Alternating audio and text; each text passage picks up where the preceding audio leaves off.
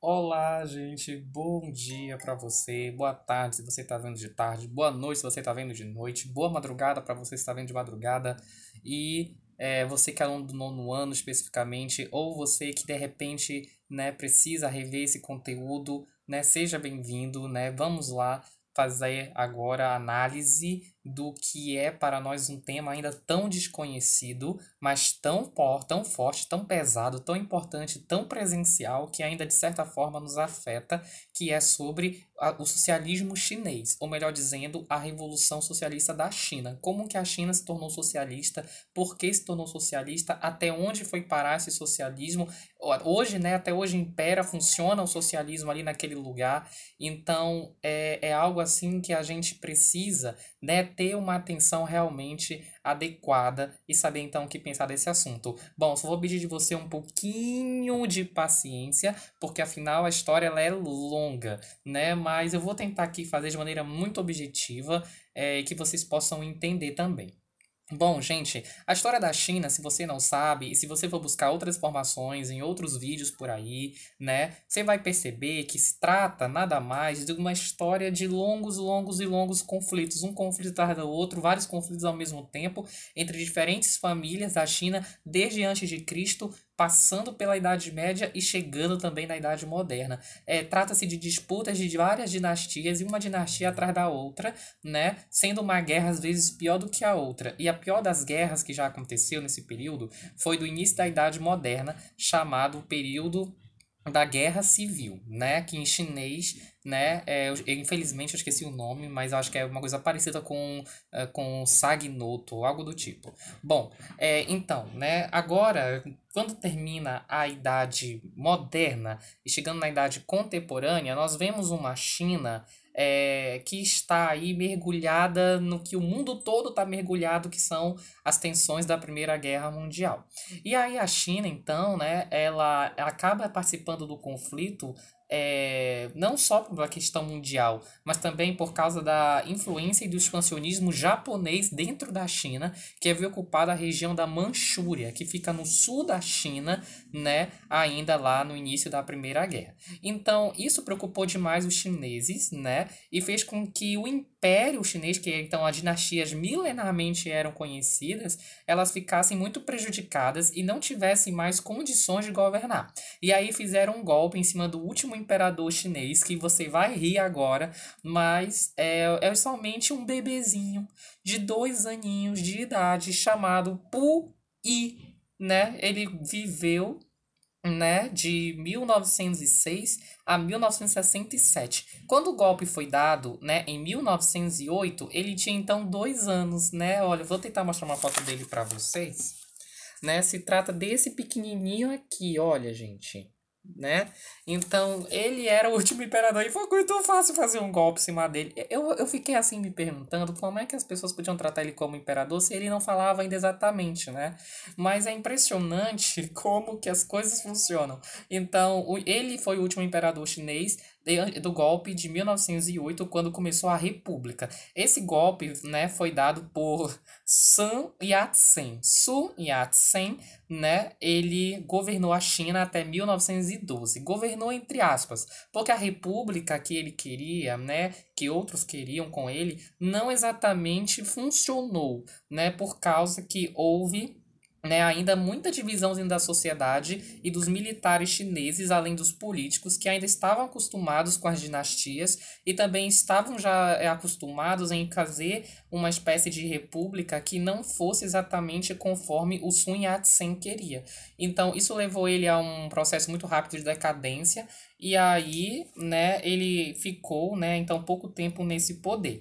E aí, quando ele acaba, né, o poder, né, no entanto, ele deixa um legado, que é o Partido Nacional do Povo, também chamado de Kuomintang, né, que teria o objetivo de implantar, né, a república, né, dentro da China. Só que temos um detalhe: como nós estamos na Primeira Guerra Mundial e a China ali fica bem pertinho da Rússia, então a China já vai incorporando, né, os territórios, né, e depois que termina a Primeira Guerra Mundial também, ela continua muito mais por causa da expansão da União Soviética, ou seja, do comunismo. Então a China, ela acaba incorporando muito desse comunismo para si, né, desse entre aspas auxílio russo, porque nem tudo foi auxílio, né, foi mais pressão e opressão mesmo, né? E aí foi em 1921 então que surge o Comintern na oposição do Kuomintang, né? O Kuomintang, que era ligado à União Soviética e era o Partido Comunista da China, né? Então ficou aqui agora, gente, duas disputas terríveis entre o Kuomintang e o Kuomintang, né? Lembrando, o Kuomintang era ligado à União Soviética comunista e o Kuomintang era ligado ao Partido Nacionalista, né, chinês. Então, enquanto a China queria ao mesmo tempo liberdade própria, ela era dominada por um outro discurso de liberdade que vinha de fora, né? E isso vai fazer então, né, com que o Kuomintang seja muito mal visto pelos chineses, e isso ganha mais força quando surge aí como um grande revoltado, um grande corajoso, um grande, como eu posso dizer assim, líder, né, um militar. Ele vai fazer grandes mobilizações, ele vai causar muitas guerras dentro do interior da China, que é o Chiang Kai-shek, né? Inclusive, vou tentar mostrar também uma representação dele para vocês. Ele seria mais ou menos assim, tá bom? Né? Então, o Chiang Kai-shek, né, ele governou a partir de 1925, quando morreu, né, o Sun Yat-sen lá, que ainda estava de alguma forma resistindo em nome do Kuomintang. Então, o Kuomintang passou para Chiang Kai-shek, né? E ele empreendeu uma perseguição muito forte aos membros do Partido Comunista Chinês, que era o Kuomintang ligado à União Soviética, né? Bem como todo mundo que era contra ele. Então, todos os chineses começaram assim, a ser muito perseguidos e muitos começaram a morrer, principalmente quem era ligado, né, querendo ou não, era ligado ao Kuomintang. Então, gente, foi uma bagunça muito grande, né? Só que a bagunça não para por aí, não, tá bom? Porque começa ainda de 1927 até 1937 uma guerra civil que é uma reação do Partido Comunista da China, o Kuomintang da União Soviética. Você acha que a União Soviética ia querer ficar perdendo pelos nacionalistas, pelo Chiang? Claro que não. Então era uma questão de tempo até haver uma grande guerra civil. Essa grande guerra civil durou 10 anos, como disse para vocês, né, e também foi chamado de Exército Popular Vermelho da Libertação, né? E a liderança deles era o Mao Tse-tung. O Mao Tse-tung, né, que representava a União Soviética na China. E para você ter ideia, ele era um baita de um ditador, ele era muito também assassino, bem como o Chiang também era, mas a questão do comunismo aqui era tão forte que ultrapassou o número de mortes na China, né? E isso fez com que houvesse uma guerra, então, entre os dois. Só que essa guerra, ela não acontece só entre os dois, porque ao mesmo tempo nós também temos a intervenção do Japão, que se aproveita das grandes disputas que está tendo na China para ir além da região da Manchúria que eles haviam conquistado ainda lá na Primeira Guerra Mundial. Então, o Japão, que ocupava a região da Manchúria, começou a avançar para o interior. Enquanto isso, né, o Mao Tse-tung, em uma atitude estratégica para fugir da perseguição dos nacionalistas, que era o Chiang lá do Kuomintang, né, empreendeu a denominada Longa Marcha, que durou um ano, de 34 a 35, por mais de 10 mil quilômetros, alfabetizando e atraindo camponeses para o partido. Então, qual foi a estratégia enquanto o Japão estava avançando e o Chiang também era uma ameaça, né? O que os comunistas russos lá, pelo Kuomintang, o Partido Comunista Chinês, o Mao Tse-tung pensaram? Olha, né, vamos começar a fazer uma grande mobilização, vamos pegar quantas pessoas a gente puder a nosso favor, vamos obrigar com muita gente quanto pudermos para nos servir, isso vai reduzir o poder do Chiang lá, aquele pessoal chato, né, do Kuomintang, né? E a gente vai conseguir também fazer depois alguma coisa contra os japoneses que estão avançando, né? Só que o detalhe é que o Japão se tornou realmente uma preocupação, né? Então, isso fez com que os dois, né, o Kuomintang e o Kuomintang, o Mao e o Chiang fizessem uma aliança, né, para que impedisse o avanço dos japoneses, né?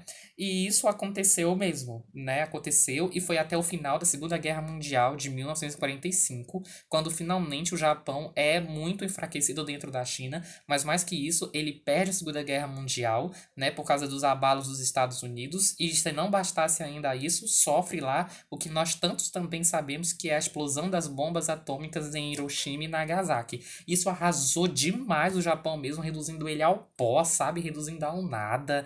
Milhões, milhões e milhões de mortos, um saldo assim que eu não consigo nem calcular o número. Né? Então, isso fez com que a China deixasse até por esse lado de se preocupar com o pessoal do Japão. Só que a China também estava arrasada, né? Afinal, olha, teve Primeira Guerra, teve Guerra Civil, né? Teve a Segunda Guerra, teve, né, a invasão japonesa, né? E aí, né, a China ficou ainda também pensando no que fazer. Só que para ela fazer alguma coisa, ela teria que ter um líder.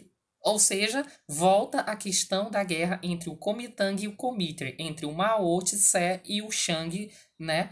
E aí voltaram à guerra civil a partir de 46, né?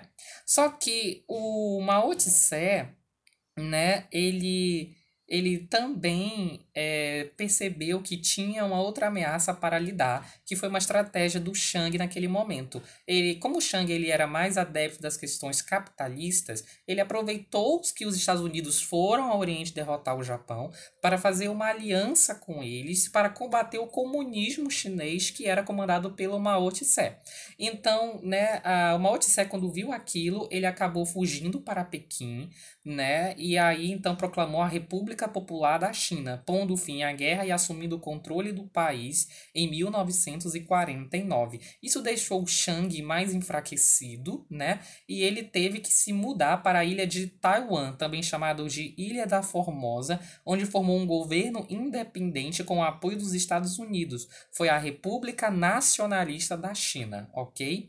E aí então a China fica mais ou menos assim, como o mapa mostra, né? Aqui em rosa, incorporando quase todo o território chinês e principalmente as grandes e maiores cidades, mais antigas cidades, Xangai, Pequim, né? Deixa eu ver também aqui, Tianjin, Nanquim, Cantão, Kashi, Hong Kong, Macau. Essas cidades, né? Elas vão incorporadas todas aqui pelo Mao Tse e, portanto, comunista, tá bom? A parte aqui pequenininha, ó, em verde, é a ilha de Taiwan, né?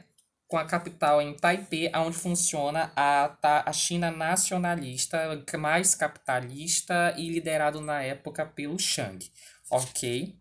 Né? E aí, só que aí temos agora depois um outro problema, como vocês sabem, né? Assim que acabou a Segunda Guerra Mundial, a União Soviética consegue reunir e agrupar todas as suas forças, né, para lutar contra o capitalismo dos Estados Unidos e começa o episódio que nós já falamos, que é a Guerra Fria, né? E aí, então, isso divide também aquele lado de baixo do Extremo Oriente, né? A China, o Japão, a Coreia, né, o Vietnã, né? E aí fica então assim, Coreia do Norte, né, mais ocupados pela União Soviética, a Coreia do Sul com a base capitalista, o Vietnã do Norte com base na União Soviética e o Vietnã do Sul com base capitalista. A China, como nós vimos aqui, de maioria agora comunista, porém a ilha de Taiwan permanece capitalista, né? E aí a gente também vê o Japão mais ao lado dos Estados Unidos, depois também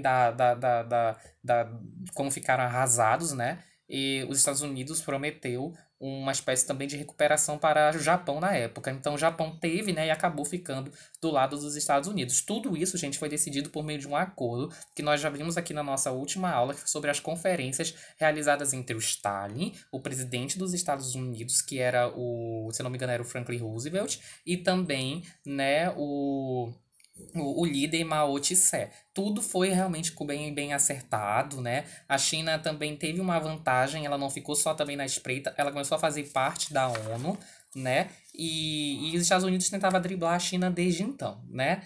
E como ficou então a questão da sociedade, da economia chinesa? Bom, nada mais, a Revolução Chinesa, ela foi realmente muito camponesa e muito soviética.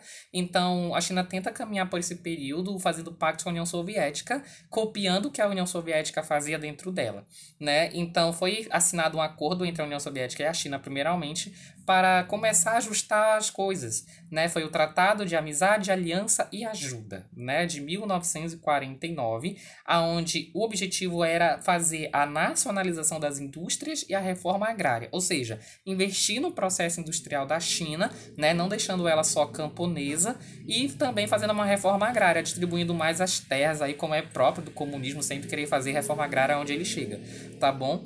E para isso, né, desenvolveram todo um plano bonitinho no papel que foi lançado na década de 50, chamado de Plano Quinquenal. Ok? Só que o primeiro plano quinquenal ele não deu muito certo, porque o Mao Tse ele tinha ainda que conquistar mais as pessoas e forçar elas a viver no modo de produção industrial. E também ele queria que produzissem outras coisas além dos alimentos, ele queria que produzissem aço, queria que produzissem armas, queria que produzissem outras coisas, coisas que acabaram desgastando demais a população, causando um desequilíbrio financeiro muito grande, né? E isso gerou, né, uma tensão em cima do primeiro plano. E aí, então, o plano ele teve que ser alterado ainda na década de 50, né, só que dessa vez em 1957, e fizeram o segundo plano quinquenal, ok?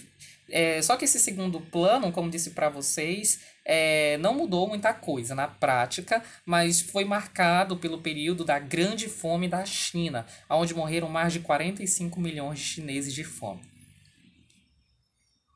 45 milhões, gente. Né? Poxa, comunismo é uma coisa, olha. Continuando, né? Acontece que, como nem todo mundo vive para sempre, o Mao morreu, né? No ano de 1960, né? E aí, né? A China teve que se virar adequando o comunismo dali em diante, e surgiu uma corrente própria, então, de comunismo dentro da China, chamado Maoísmo, que existe até hoje. Ela foi inspirada pelo Mao, claro, né, antes dele morrer. Elas conseguiram, no entanto, organizar um pouco mais as coisas, organizar no sentido assim, né, de fazer um avanço industrial bélico, né, fazer a primeira bomba atômica, que é a bomba A, em 64, e a bomba H de hidrogênio em 67. Né? Também a década de 60 foi marcada por uma revolução cultural. Ou seja, por mais que as pessoas não gostassem da ditadura que estavam passando e de tudo aquilo que já passaram desde 1914, né? Por causa da Primeira Guerra Mundial e da queda do menininho lá de 2 aninhos de idade, né? A China ela teve que engolir todos os processos comunistas, então houve toda uma revolução cultural incentivada pela viúva, né, do Mao Tse, que era conhecida como a Shang, né, e ela espalhou demais os chamados livros vermelhos. Eram livros realmente vermelhos que continham toda a doutrina e as ideias filosóficas do maoísmo. E todas as pessoas deviam ter, elas deviam praticamente idolatrar aquele livro, as pessoas deviam praticar tudo que estava naquele livro, e por isso a China começou a entrar num processo de ditadura muito terrível, né? Mais do que antes, porque ali nesse livro estava agora tudo alinhado.